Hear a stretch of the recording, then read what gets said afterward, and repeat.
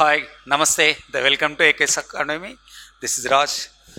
నా ఈరోజు మనం ఒక ఇంపార్టెంట్ కాన్సెప్ట్ డిస్కస్ చేద్దాం. సో అది uniform civil code, so UCC. ఇదే మనకు ఉమ్మడి పౌర స్మృతి. This is very very important.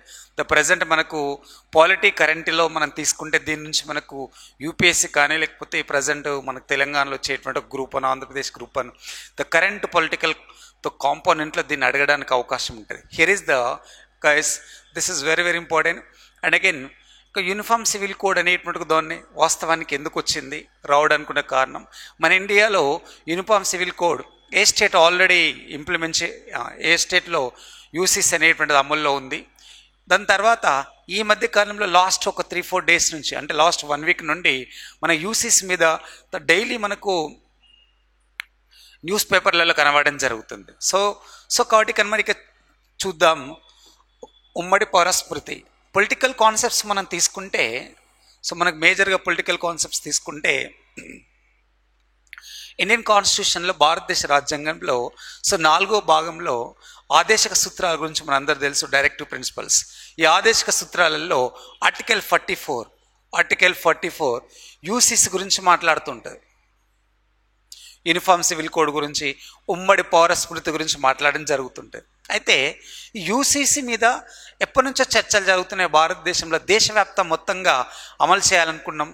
కానీ ఇండియాలో ఇండియన్ కాన్స్టిట్యూషన్ అమల్లోకి వచ్చినప్పటి తర్వాత కాలం నుంచి దేశవ్యాప్తంగా దేశంలో ఉండేటువంటి ప్రస్తుతం 28 రాష్ట్రాలలో యూసిసి అమలు చేస్తామని కొన్ని రోజుల కాలం నుంచి సెంట్రల్ గవర్నమెంట్ కూడా దీని గురించి ఒక చర్చ చేస్తుంది. అనేక రాష్ట్రాలు కూడా అమలు చేయాలనేటువంటి ఒక ప్రతిపాదన కూడా తీసుకురావడం జరిగింది. అయితే సో వాస్తవానికి వాట్ ఈస్ ఆర్టికల్ 44? మనకు భారతదేశ రాజ్యాంగంలో ఆర్టికల్ 44 ఏం చెప్పడం జరుగుతుంది, ఇది ఒకటి మనం తీసుకుందాం. సో ఇండియా భారతదేశం ఒక డిఫరెంట్ డైవర్సిటీ కంట్రీ.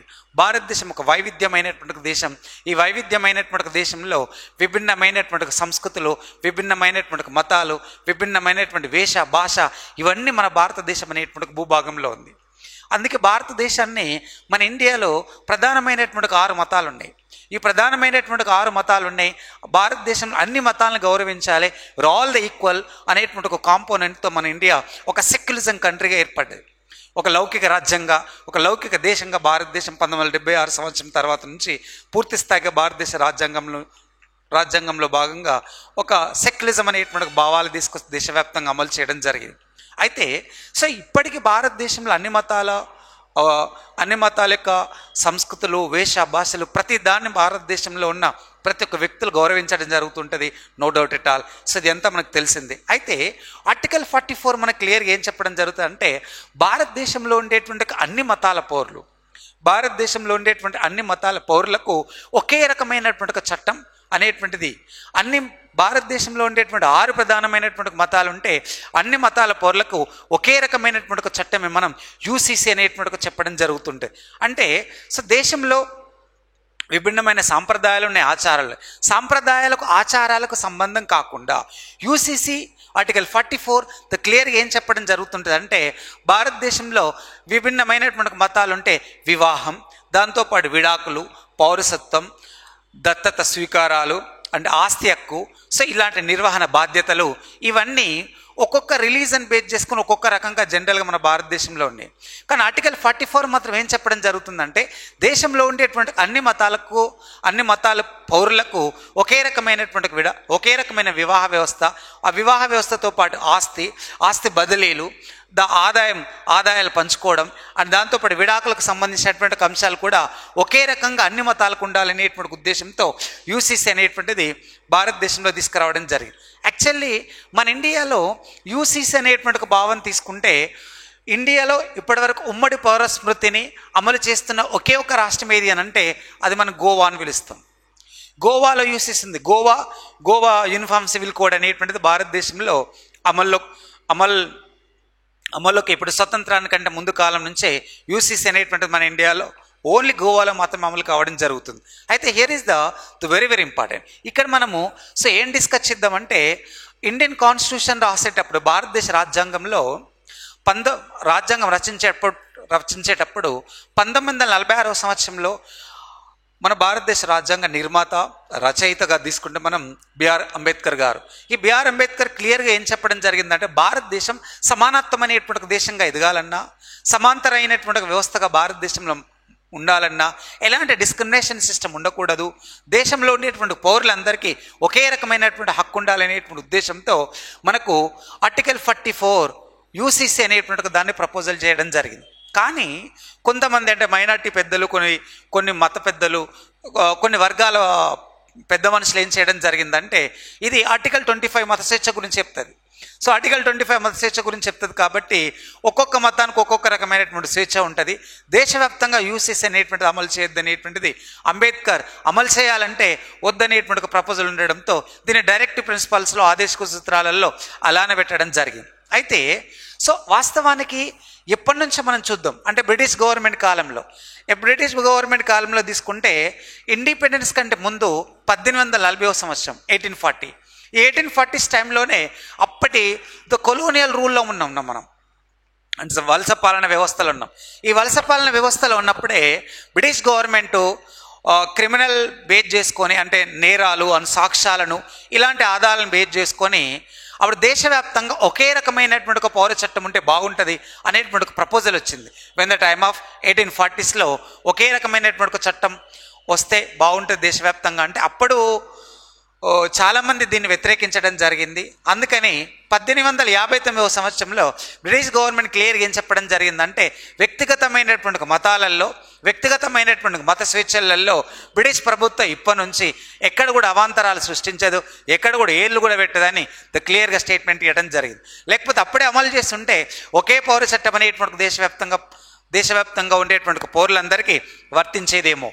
దాని తర్వాత మన భారతదేశ రాజ్యాంగంలోనే 1946వ సంవత్సరంలో భారతదేశ రాజ్యాంగంని రచించడం, సభలు ఏర్పాటు చేసుకునేటప్పుడే యూసీసీ అనేటువంటి ఒక ప్రతిపాదన వచ్చింది. కానీ ఇది అంబేద్కర్ బాగా ట్రై చేయడం జరిగింది. దేశవ్యాప్తంగా ఒకే పౌర చట్టం ఉన్నప్పుడు స్వేచ్ఛా సమానత అనేటువంటిది ఉండడానికి అవకాశం ఉంటుంది అనేటువంటిది తీసుకొచ్చినప్పటికీ కానీ పూర్తి స్థాయిలో అమల్లోకి అనేటువంటిది రాలే. దాని తర్వాత భారతదేశ రాజ్యాంగం అమల్లోకి వచ్చిన తర్వాత హిందూ కోడ్ బిల్ అనేటువంటిది మన ఇండియాలో వచ్చింది, అందరూ తెలుసు మనకు.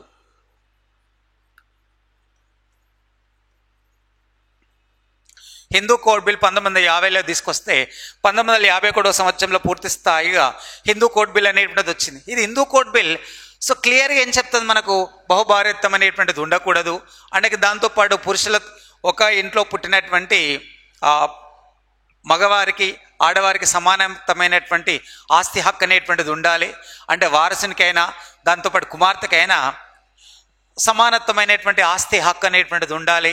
దాంతోపాటు ఇంకా మనకు 1956వ సంవత్సరంలో వారసత్వ చట్టం అనేటువంటిది కూడా రావడం జరిగింది. అయితే ఇలా మతాలను ఆధారం చేసుకొని కొన్ని బిల్ అనేటువంటిది వాస్తవానికి భారతదేశంలోకి వచ్చింది. అయినప్పటికీ మన ఇండియాలో తీసుకుంటే ఇస్లాం మతానికి సంబంధించినటువంటిది ప్రత్యేకంగా మనకు ముస్లిం అనేటువంటి కాన్సెప్ట్ తీసుకున్నప్పుడు ఈ ముస్లిం మతంలో ప్రత్యేకమైనటువంటి వాళ్ళకు పర్సనల్ లా బోర్డ్స్ ఉన్నాయి. జనరల్గా ఇస్లాం పర్సనల్ లా బోర్డు బేస్ చేసుకొని ఇస్లాం సాంప్రదాయాలను ఆధారం చేసుకొని వాళ్ళకు ప్రత్యేకమైనటువంటి హక్కులు భారతదేశంలో ఉన్నాయి. అయితే ఒకసారి 1985 ఇయర్లో తీసుకుంటే మనకు షాబానో కేస్,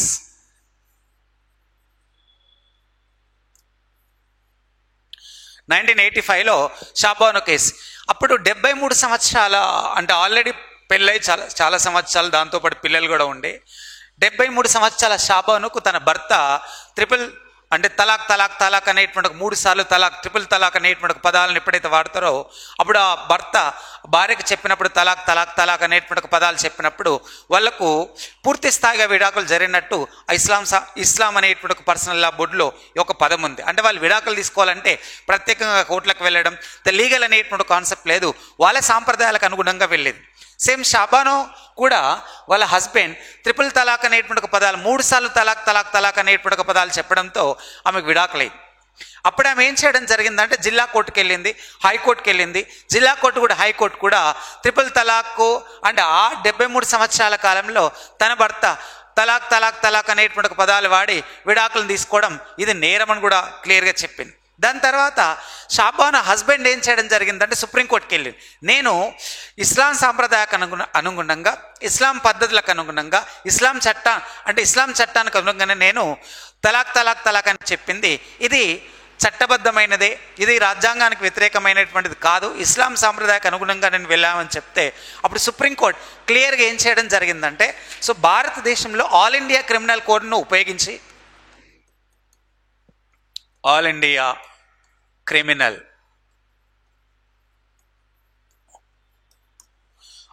క్రిమినల్ కోడ్లో ఉపయోగించి, అంటే మతానికి సంబంధం లేకుండా భార్యలు పిల్లలు మరి భార్యలైన అంటే తల్లిదండ్రి అంటే ఇద్దరు భార్యాభర్త విడాకులైనప్పుడు, విడాకులైన తర్వాత పిల్లల బాధ్యత, దాంతోపాటు తల్లిదండ్రుల యొక్క బాధ్యత కూడా తీసుకోవాల్సిన అవసరం ఉంటుంది. కాబట్టి ఊరికే మనం త్రిపుల్ తలాక్ అనేటువంటి పదాలు వాడినంత మాత్రాన అది విడాకులుగా తీసుకోరాదు. అందుకని ఆమెకు భరణ విప్పించాలనేటువంటిది సుప్రీంకోర్టు కూడా షాబానుకే అనుకూలంగా తీర్పు ఇవ్వడం జరిగింది. అయితే 1985లో ఎప్పుడైతే ఈ తీర్పు అనేటువంటిది సుప్రీంకోర్టు ఇవ్వడం జరిగిందో అప్పుడు సుప్రీంకోర్టు క్లియర్గా ఏ స్టేట్మెంట్ ఇవ్వడం జరిగిందంటే, దేశవ్యాప్తంగా ఒకే పౌర చట్టం అనేటువంటిది వచ్చినప్పుడు ఇలాంటి సమస్యలు అనేటువంటిది రాదు.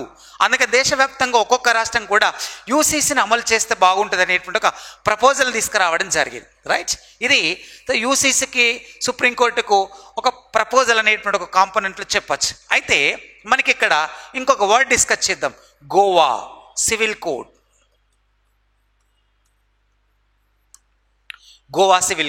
సో గోవా సివిల్ కోడ్ అంటే స్వతంత్రానికంటే ముందు గోవా పోర్చుగీస్ వాళ్ళ ఆధీనంలో ఉండే కాబట్టి మ్యాక్సిమం పోర్చుగీస్ అనేటువంటి ఒక దేశంలో ఉండేటువంటి చట్టాలు, పోర్చుగీస్ దేశంలో ఉండేటువంటి కొన్ని రకాల లాస్ గోవాలో ఇంప్లిమెంటేషన్ చేయడం జరిగింది. అందుకని గోవా అనేటువంటి ఒక ప్రాంతంలో తీసుకుంటే 1837 సంవత్సరంలోనే మనకు 1837లోనే మనకు గోవా సివిల్ కోడ్ అనేటువంటి ఒక ప్రపోజల్ అనేటువంటి తీసుకురావడం జరిగింది. అందుకే పోర్చుగీస్లో సివిల్ కోడ్ ఎలా అయితే ఇంప్లిమెంటేషన్ జరుగుతుందో గోవాలో కూడా అలాంటి దాన్ని ఇంప్లిమెంటేషన్ చేయడం జరిగింది. అప్పటి నుండి ఇండిపెండెన్స్ కంటే ముందు నుంచి ఇప్పటి వరకు భారతదేశంలో ఒకే ఒక రాష్ట్రం యూసీసీని అమలు చేయడం జరుగుతుంది.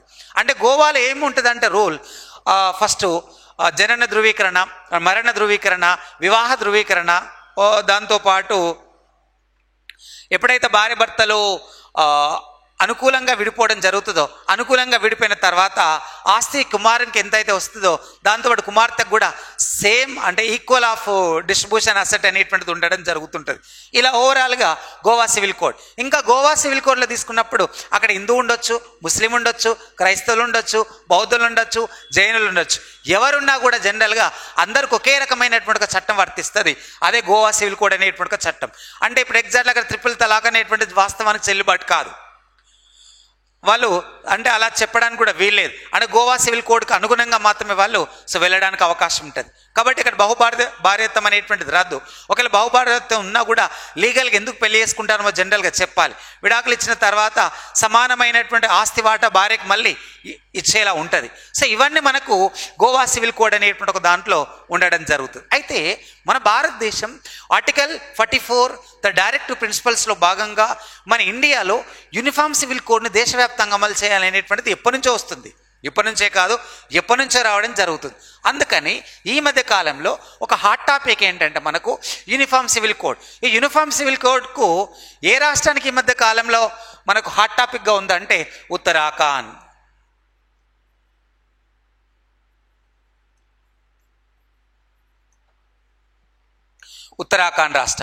ఉత్తరాఖండ్ రాష్ట్రంలో బీజేపీ గవర్నమెంట్ ప్రస్తుతం రూల్ చేయడం జరుగుతుంది. ప్రస్తుతం ఉత్తరాఖండ్ రాష్ట్ర సీఎం పుష్కర్ సింగ్ ధామీ.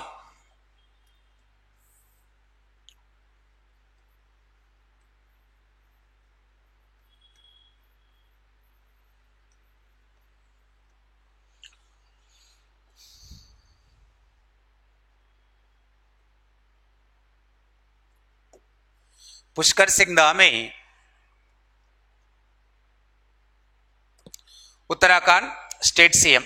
సో వీళ్ళు భారతదేశంలో స్వతంత్రం తర్వాత అంటే ఇండిపెండెన్స్ కంటే ముందు మన ఇండియాలో గోవా సివిల్ కోడ్ అనేటువంటిది ఎప్పటి నుంచి అమల్లో ఉండడం జరిగింది. అయితే సో దేశంలో స్వతంత్రం వచ్చిన తర్వాత భారతదేశ రాజ్యాంగంలో ఆర్టికల్ 44 క్లియర్గా ఉమ్మడి పౌరస్మృతి గురించి మాట్లాడడం జరుగుతుంది. ఈ స్వతంత్రం తర్వాత బహుశా మొట్టమొదటిసారిగా ఈ రాష్ట్రమే ఆ రాష్ట్ర క్యాబినెట్ అనేటువంటిది ఆమోదం చేసుకుంది. ఏంటిది? రాష్ట్ర వ్యాప్తంగా యూసీసీని మేము అమలు చేస్తాము. క్యాబినెట్ ఆమోదించిన తర్వాత పుష్కర్ సింగ్ ధామి ఫిబ్రవరి 6వ తారీఖున సో మొన్న మనకు గడిచిన ఒక 2 days బ్యాక్ ఈ ఫిబ్రవరి 6వ తారీఖున ఉత్తరాఖండ్ రాష్ట్ర అసెంబ్లీలో యూనిఫామ్ సివిల్ కోడ్ బిల్లును ప్రవేశపెట్టడం జరిగింది. యూసీసీ బిల్లును ప్రవేశపెట్టారు. ఎక్కడ? ఉత్తరాఖండ్ స్టేట్ అసెంబ్లీలో ప్రవేశపెట్టడం జరిగింది. ఉత్తరాఖండ్ స్టేట్ అసెంబ్లీలో ప్రవేశపెట్టడం జరిగింది. దానికోసం యూసీసీలో వాళ్ళు కొన్ని నియమ నిబంధనలు కూడా తీసుకొచ్చారు. ఏ నియమ నిబంధనలు తీసుకురావడం జరిగిందంటే, ఉత్తరాఖండ్ రాష్ట్రంలో ఉన్న హిందూ, ముస్లిం, క్రైస్తవ, జైన, బౌద్ధ ఇలా ఏ మతస్థులైన భారతదేశంలో ఉండేటువంటి ఒక మతస్థులు ఎవరికైనా ఒకే ఒక చట్టం అనేటువంటిది వర్తించడం జరుగును. అదే ఉమ్మడి పౌర స్మృతికి ఆధారంగా ఒకే చట్టం అనేటువంటిది ఉత్తరాఖండ్ రాష్ట్ర ప్రజలకు వర్తించడం జరుగు అని చెప్పడం జరిగింది. ఈ వర్తించడం జరుగును అని చెప్పిన తర్వాత కొన్ని రికమెండేషన్ తీసుకొచ్చారు. జనరల్గా ఏ రికమెండేషన్స్ తీసుకురావడం జరిగిందంటే, ఫస్ట్ మనకు ఆస్తి హక్కులో వాటా గురించి మాట్లాడారు. ఆస్తి హక్కు మాట ఓకే. మనకిక్కడ ఈ ఆస్తి హక్కు గురించి మాట్లాడేటప్పుడు కూతురుకు అండ్ దాంతోపాటు కుమారునికి సమానమైనటువంటి ఒక వాటా అనేటువంటి ఒక పదాన్ని వాడాలి. సమానమైనటువంటి ఒక వాటా అనేటువంటి ఒక పదాలు వాడడం జరిగింది. దాంతోపాటు ఇంకా ఏం తీసుకోవడం జరిగిందని అంటే, సో మేజర్గా ప్రస్తుతం మనకు వివాహం అనేటువంటిది పక్కా రిజిస్ట్రేషన్ చేసుకోవాలి. వివాహం అనేటువంటి రిజిస్ట్రేషన్ చేసుకోవడం, ఇంకా వివాహమే కాకుండా సో ఇప్పుడు మనకు సహజీవనం అనేటువంటి మనం పదాలు మనం వింటూ ఉంటాం. ఈ సహజీవనం కూడా రిజిస్టర్డ్ బద్ధంగా చేయాలి. ఈ సహజీవనం 21 సంవత్సరాల కంటే తక్కువ వాళ్ళు ఎవరైనా రాష్ట్రంలో చేస్తే, 21 years కంటే తక్కువ ఏజ్ గ్రూప్ ఎవరైనా వాళ్ళు లివింగ్ టుగెదర్లో ఉంటే, సహజీవనంలో ఉంటే, వాళ్ళ యొక్క వాళ్ళ తల్లిదండ్రుల దగ్గర నుంచి అంగీకార పత్రం అనేటువంటి తీసుకోవాలని చెప్పడం జరిగింది. This is the very good of concept. ఎందుకు దీన్ని మనం గుడ్ ఆఫ్ కాన్సెప్ట్ అని చెప్తున్నామంటే, ఈ మధ్య కాలంలో సహజీవనం, లివింగ్ టుగెదర్ అనేటువంటి ఒక పదాలు వాడి అంటే ఒక ఇల్లీగల్ అనేటువంటి ఒక రిలేషన్షిప్ అనేటువంటిది మెయింటైన్ కావడం జరుగుతుంది సొసైటీలో. బట్ ఇక్కడ వీళ్ళు ఏంటంటే 21 సంవత్సరాల కంటే తక్కువగా ఉన్న వాళ్ళు ఒకవేళ లివింగ్ టుగెదర్లో ఉన్నప్పుడు, సహజీవనం అనేటువంటి దాంట్లో ఉన్నప్పుడు పక్కా తల్లిదండ్రుల యొక్క అనుమతి అనేటువంటిది ఉండాలని తీసుకోవడం జరిగింది. సో దాని తర్వాత ఈ సహజీవనం ద్వారా అంటే పెళ్లి కాకుండా లివింగ్ టుగెదర్లో ఉండేటువంటి వాళ్ళకు సంతానం జరిగితే,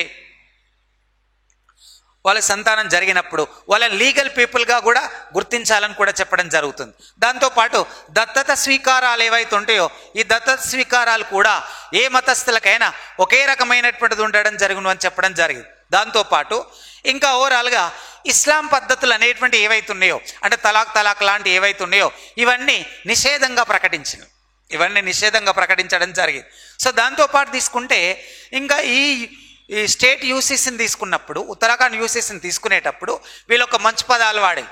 ఏ పదాలు వాడడం జరిగిందంటే, ఇస్లాంలో ఉండేటువంటి తలాక్ ఏవైతే ఉంటే అలాంటి చెల్లుబాటు కావని చెప్పిన తర్వాత ఇంకోటి ఏం చెప్పడం జరిగిందంటే, హిందూ అయినా, ముస్లిం అయినా, క్రైస్తవులైనా అంటే దాని తర్వాత ఇంకా వేరే మతస్థులు ఎవరైనా వీళ్ళు ఎక్కడ వివాహం చేసుకోవాలనుకున్నా వాళ్ళ ఆచార పద్ధతులకు అనుగుణంగానే చేసుకోవచ్చు.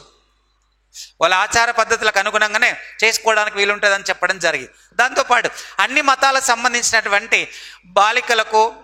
బాలికల వివాహ యొక్క వయస్సును నిర్ణయించడం, దాంతోపాటు తీసుకుంటే బహుభార్యత్వం అనేటువంటి రద్దు చేయడం, బహుభార్యత్వం ఉన్న లీగల్ కాన్సెప్ట్లో అంటే మనకు బహుభార్యత్వంలో భాగం విడాకులైన తర్వాతనే లీగల్ అనేటువంటి ఒక ప్రొసీజర్ ఉండడం.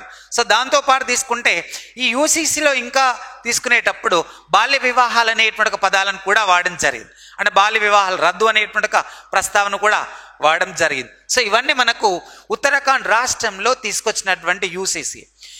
దీనికోసం పుష్కర్ సింగ్ ధామి క్లియర్గా ఏం చెప్పడం జరిగిందంటే, ఫిబ్రవరి 6వ తారీఖున ఈ బిల్లును అసెంబ్లీలో ప్రవేశపెట్టిన తర్వాత దీని మీద చర్చకు 4 రోజుల గడువు కూడా ఇవ్వడం జరిగింది. అంటే వాదోపవాదాలు, నెగోషియేషన్స్ అనేటువంటి అసెంబ్లీలో ఉండాలి. ఆ నెగోషియేషన్స్ అసెంబ్లీలో జరిగిన తర్వాతనే ఈ బిల్లు అనేటువంటిది అమల్లోకి వస్తే, మ్యాక్సిమం అమల్లోకి వస్తే స్వతంత్ర భారతదేశంలో యూసీసీని అమలు చేసిన మొట్టమొదటి రాష్ట్రం ఏది అని అంటే అది మనకు ఉత్తరాఖండ్ రాష్ట్రంగా చెప్పచ్చు.